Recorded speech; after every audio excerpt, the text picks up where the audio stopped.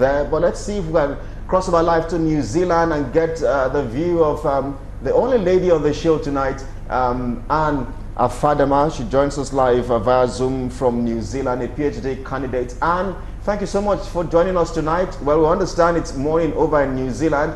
Thank you for staying awake to join us on the program tonight. How are you receiving the news of what is playing out in Oyo and Ondo states, far away in New Zealand?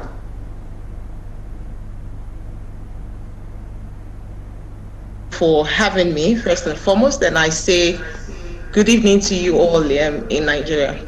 I want to say that first and foremost, the situation back home in Ondo State particularly is really disheartening.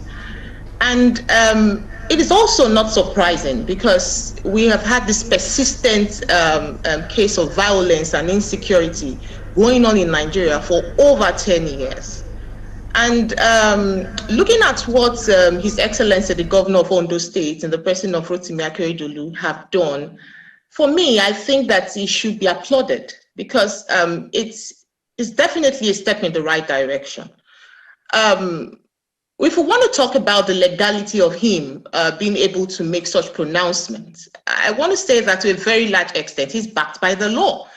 If you take a look at the Land Use Act of 1978, which is entrenched in our Constitution, it is clearly stated in Section 1 of that act that all lands is vested in the state. And by so which, the governor of the state is responsible for determining who stays where and how. And then he's supposed to hold these lands in trust for the public welfare. So he determines who gets what lands, including the state reserves. And by the way, I want to say as well that it appears that the whole origin of this problem is the fact that people have refused to look at statements without bringing in ethnic sentiments. If you look at the governor's statement, it was clear.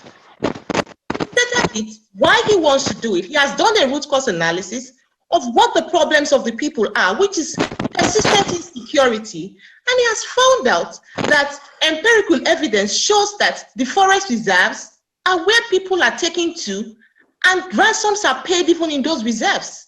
What do we expect him to do? He asked them to come out. He didn't even say come out of Edo State or come out and never go back.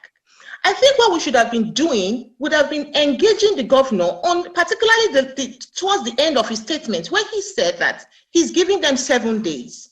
That is the most important part of this statement, that he's giving them 7 days. Are we saying, we should be asking the governor, can we have extension?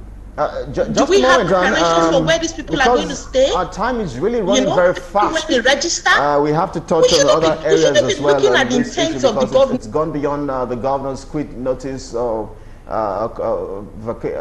directive to vacate the